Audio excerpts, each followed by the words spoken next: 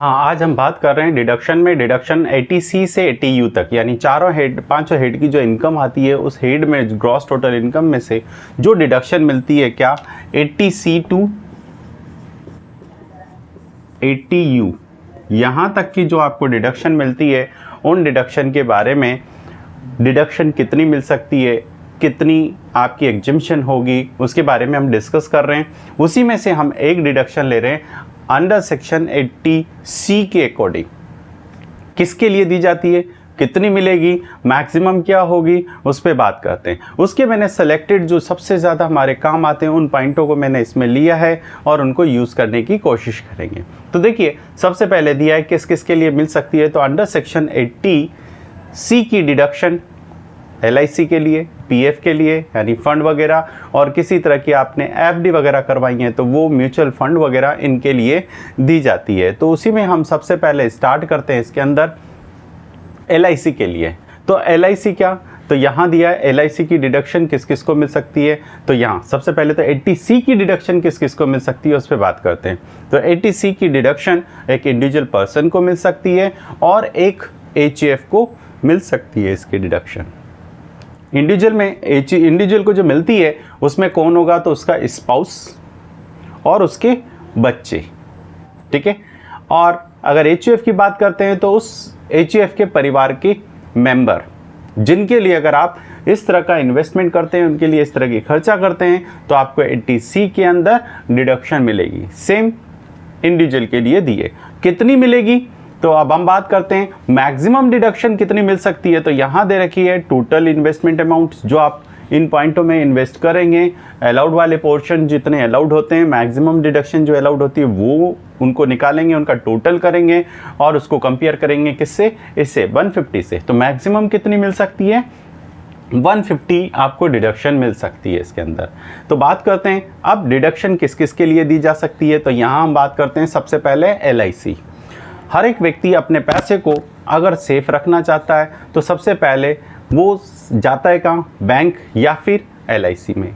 तो गवर्नमेंट ने इस चीज़ को ध्यान में रखते हुए पैसे को ज़्यादा से ज़्यादा सेव कर सके, क्योंकि मुसीबत के समय काम आ सके, तो उन्होंने एक डिडक्शन स्पेशल बनाई है 80C, जिसके अंदर व्यक्ति सबसे ज़्यादा पैसा भी इकट्ठा कर लेता है, प्लस उसको इसकी तरफ डिडक्शन भी मिल जाती है और गवर्नमेंट को इसका बेनिफिट भी मिल जाता है। तो गवर्नमेंट की तरफ से ये चली हुई, तो सबसे ज़्यादा इसके अंदर जो दे रखी है गवर्नमेंट से रिलेटेड ही इसमें डाटा दे रखे हैं। तो देखिए, यहाँ सबसे पहले हम बात करते हैं LIC प्रीमियम की। तो LIC सेंट्रल गवर्नमेंट से अप्रूव्ड है, ठीक है। वहाँ पर अगर आप करवाते हैं, स्पाउस या चिल्ड्रन के लिए दी जाती है, कितनी मिलेगी, तो यहाँ दे रखी है। अगर आपने ऐसी LIC जो आपने LIC ली है वो अगर 1 अप्रैल 2012 से पहले है, 1 अप्रैल 2012 से पहले है, तो उस कंडीशन में आपको पॉलिसी जो अमाउंट होगी उसका 20%। पॉलिसी अमाउंट कैसे, सपोज आपकी पॉलिसी है 20 लाख की, ठीक है। तो 20 लाख का 20% कितना हुआ आपका, 4 लाख। तो आप एक बार में जो प्रीमियम बनवा सकते हैं वो मैक्सिमम कितना बनवा सकते हैं, 4 लाख का प्रीमियम बनवाते हैं। सपोज आपने यहाँ पर 5 लाख का प्रीमियम बनवाया, कहा कि भाई मेरे को तो 5 लाख के प्रीमियम से कवर कर दे, क्योंकि ज़्यादा से ज़्यादा डिडक्शन लेने की कोशिश करता है व्यक्ति। तो यहाँ दिया नहीं, आपको कितनी मिलेगी, मैक्सिमम 4 लाख रुपये, 20% तक, ठीक है। तो यहाँ दिए, वैसे तो हमारी अमाउंट ही इतनी है तो इतने ऊपर तक तो जाएगा नहीं, ये भी ध्यान रखना है अगर आपको डिडक्शन लेनी है। बट मैंने एक एग्जांपल आपको बताया, सपोज यहाँ 2 लाख होता, ठीक है। तो 2 लाख का 20% 40,000, और आपने अगर इसकी प्रीमियम बनाई है कि भैया मेरे तो 50,000 की एक प्रीमियम बना एनुअल, तो यहाँ पर आपको क्या मिलेगी, आपको 50,000 यहाँ शामिल नहीं किए जाएंगे डिडक्शन में। 80C में कितने लेंगे, तो रूल कहता है 20%। तो देखिए किसका, जो पॉलिसी अमाउंट है, ये पॉलिसी अमाउंट का, प्रीमियम का नहीं। तो पॉलिसी अमाउंट मेरी कितनी है, 2 लाख रुपए हैं, ठीक है ना। तो 2 लाख रुपीज़ का 20% 40,000 और 50,000 विच एवर इज लेस। तो कौन सा रहेगा इनमें, 40,000। तो यहाँ कैलकुलेशन में आपको कितने की डिडक्शन मिलेगी, सिर्फ 40 की। जो आपने 50 ली है प्रीमियम, आपने भले 50,000 डिपॉजिट कराया, बट कितनी लेनी है, तो तो अगर आपको इसकी नॉलेज है तो आप कभी भी इससे ज़्यादा की प्रीमियम नहीं लेंगे, 20% तक की ही आप प्रीमियम लेंगे। बट ये कब, जब आपकी पॉलिसी कब इश्यू हुई हो, 12 से पहले। अगर बाद में इशू हुई है तो ये चेंज हो गया, अब ये पॉलिसी अमाउंट का कितना रह गया, 20%। सपोज यहाँ पर दे रखा होता वही, अब मैं क्या लूँगा, ये 50 की लेना चाहते हैं बट एग्जाम्पशन कितनी मिलेगी सिर्फ, तो अगर इन्होंने 50,000 दिए हैं तो मैक्सिमम कितना मिलेगा इनको, यहाँ पर सिर्फ 20,000 मिलेगा उस कंडीशन में। कितना मिलेगा, विच एवर इज लेस, क्योंकि ये पॉलिसी इनकी कब है, 1 अप्रैल 2012 के बाद। साथ में इन्होंने एक और दिया है कि आपको एक बेनिफिट और मिल सकता है, डिसेबल पर्सन अगर है तो उस कंडीशन में। तो डिसेबल पर्सन के लिए या फिर 80DD के अकॉर्डिंग जो स्पेसिफाइड डिजीज दे रखी हैं, कैंसर, एड्स, थैलेसेमिया एटसेट्रा, उनके लिए अगर उनसे रिलेटेड है कोई व्यक्ति और उसकी पॉलिसी करवा रखी है या डिसेबल पर्सन है, ठीक है, चाहे 80% से बिलो या 80% से ज़्यादा की डिसेबिलिटी रखता हूँ, तो उस कंडीशन में आपको पॉलिसी अमाउंट का कितना मिलेगा, 15%। ये 2018 से एप्लीकेबल है, 2018 से, अप्रैल 2018 से ये एप्लीकेबल है, 18 के बाद से। तो ये रूल उसके लिए, अगर आपने इस साल लिया है, डिसेबल पर्सन के लिए लिया है वो पॉलिसी, तो आपको ये डिडक्शन मिलेगी, फैमिली की डेफिनेशन में आता हो या HF में वो मेंबर हो या इंडिविजुअल का, परिवार का मेंबर हो, तो उस कंडीशन में इसे मतलब एसएससी को 15% की एग्जम्पशन मिल जाएगी। नेक्स्ट आता है हमारे पास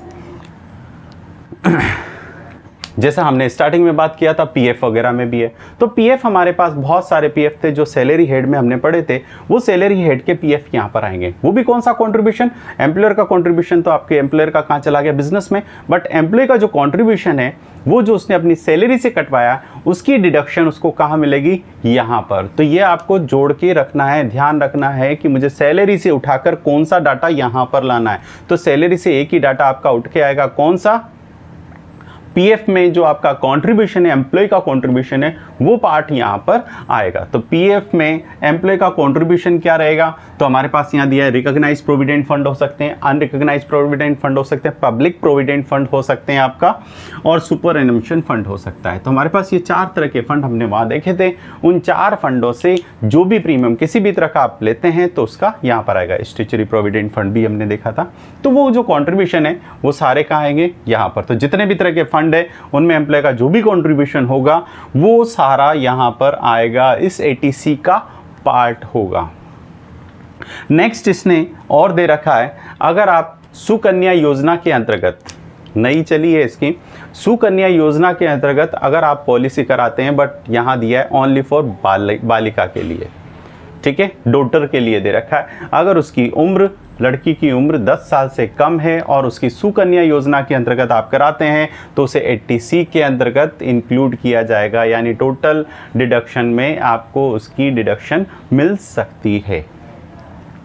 नेक्स्ट आते हैं यहाँ पर NSC एट इशू, जो नेशनल सेविंग सर्टिफिकेट जो इशू किए जाते हैं वो अगर आपके पास हैं तो उस कंडीशन में उसके इन्वेस्टमेंट पर आपको क्या मिलेगी, 80C की डिडक्शन, क्योंकि ये 80C पूरी इन्वेस्टमेंट से रिलेटेड है, एक्सपेंसेस से रिलेटेड है। हम एक टॉपिक बनाएंगे पूरा का पूरा जिसमें सारी डिडक्शन एक साथ लेंगे। अभी पर्टिकुलर हम छोटी छोटी डिडक्शन अलग अलग ले रहे हैं, एक एक डिडक्शन को अलग अलग एक्सप्लेन कर रहे हैं जो बड़ी डिडक्शन है। नेक्स्ट है हमारे पास UTI की यूनिट्स में कॉन्ट्रीब्यूशन अगर आपका है, यूनिट ट्रस्ट ऑफ इंडिया की आपने यूनिट्स परचेज कर रखी हैं तो आपको उसमें शामिल किया जाएगा। नेक्स्ट दिया है housing loan and account scheme, और साथ में ले सकते हैं होम लोन।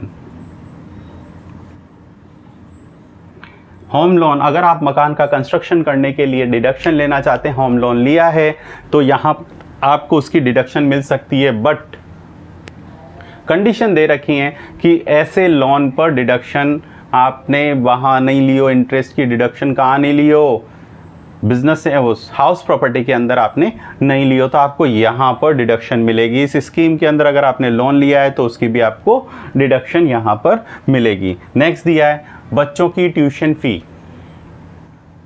एसएससी के बच्चे अगर स्कूल कॉलेज यूनिवर्सिटी अगर जाते हैं तो वहाँ पर देखना उसकी जो स्लिप आती है, जो रसीद आती है, उसके अंदर आपको डिटेल दे रखी होती है। उसमें एक टॉपिक होता है, एक पॉइंट होता है ट्यूशन फ़ीस के नाम से, डेवलपमेंट फ़ीस, ट्यूशन फ़ीस और आपकी अलग अलग तरह की उसमें दे रखे हैं, स्काउट फीस, एनसीसी फी, एड्स सारी दे रखी है। तो उनमें से आपको सिर्फ ट्यूशन फ़ी की डिडक्शन जो है वो अमाउंट आपको पूरी डिडक्टेबल होगी। तो वो कहाँ आएगी, उसकी डिडक्शन 80C के अंदर आप ले सकते हैं, कॉलेज से, स्कूल से, यूनिवर्सिटी से इनकी ट्यूशन फ़ी की। तो ऐसा नहीं कि पूरी की पूरी स्लिप आप लगा दें, स्लिप के अंदर जो अमाउंट दे रखी है ट्यूशन फ़ी की वो लेनी है यहाँ पर। नेक्स्ट, फिक्स डिपॉजिट, एफडी अगर आप करवाते हैं तो बहुत अच्छी स्कीम निकाल रखी है गवर्नमेंट। वही पैसे को रोकना कि एसएससी इंडिविजुअल पर्सन अपने पैसे को ज़्यादा से ज़्यादा रोक कर रखे, खर्च ना करे। जैसे पैसा आता है तो वो फ्यूचर के लिए इन्वेस्ट करे, लॉन्ग पीरियड के लिए उसके पास रखे। तो उसके लिए डिडक्शन दिए ताकि कम से कम 5 साल की गवर्नमेंट की जो प्लानिंग है उनमें इन्वेस्ट कर सकें। तो ऐसी चीज़ इन्होंने बताई एफडी। अगर आप बैंक में, शेड्यूल्ड बैंक जो अप्रूव्ड है सेंट्रल गवर्नमेंट वगैरह से, उनमें आप अकाउंट खुलवा कर वहाँ पर एफडी करवाते हैं या उनमें एफडी लेते हैं, वो भी कितने साल से ज़्यादा होनी चाहिए, 5 साल से ज़्यादा की एफडी होगी तो आपको डिडक्शन मिलेगी। सेम चीज़ पोस्ट ऑफिस के अंदर भी की है। अगर आपने पोस्ट ऑफिस के अंदर अकाउंट खुलवा रखा है या पोस्ट ऑफिस से आपने पॉलिसी ये ले रखी है, डिपॉजिट करवाई है एन्युटी स्कीम के अंतर्गत, तो वहाँ पर भी इसमें दे रखा है कम से कम, वो दे रखा है post office time deposit rule 1981, और इसके लिए भी वही है टाइम पीरियड 5 ईयर। कितना, 5 ईयर के लिए। तो यहाँ पर भी आपने जो ओपन करवाई है time deposit scheme post office के अंदर, ये भी 5 साल से ज़्यादा का होना चाहिए। अगर 5 साल से कम की आपने ये ले रखी है तो डिसअलाउड होगी। Next, deposited annuity scheme approved by central government, जैसे LIC हो गया और भी कोई LIC की तरह की जो LIC करने का काम करती हैं, इंश्योरेंस करने का काम करती हैं अदर कंपनियां, उनकी जो सेंट्रल गवर्नमेंट से अप्रूव्ड है, उन्होंने जो जैसे जीवन धारा, जीवन अक्षय, ऐसे अलग अलग प्लान निकाल रखे हैं, अलग अलग स्कीम निकाल रखी हैं, उनके अंदर आप डिपॉजिट कराते हैं तो उसको भी काम मिलेगी। इसी से तो LIC की कंपनियों की चलन में है, ताकि कोई भी व्यक्ति देखा होगा लास्ट में लगता है अरे यार मेरे तो 500 रुपये टैक्स में जा रहे हैं, उसके लिए रिटर्न भरने जाना पड़ेगा और ये, या मुझे टैक्स डिपॉजिट कराना पड़ेगा। तो उससे बचने का क्या तरीका है भैया, 80C की डिडक्शन ले ले, 80C में पैसा डिपॉजिट करा, और डिपॉजिट कब कराता है उसके सबसे ईजी मिलता है, या तो डिपॉजिट कराएगा क्या FD ले लेगा, या फिर डिपॉजिट कराएगा किस में, सेंट्रल गवर्नमेंट से अप्रूव्ड जो LICयाँ हैं उनमें, ताकि उनमें डिपॉजिट कराने पर LIC और चालू होगी, उसकी लाइफ सेफ्टी की और तरफ बढ़ जाएगा। तो ये गवर्नमेंट ने स्कीम निकाल रखी है, बहुत अच्छी है।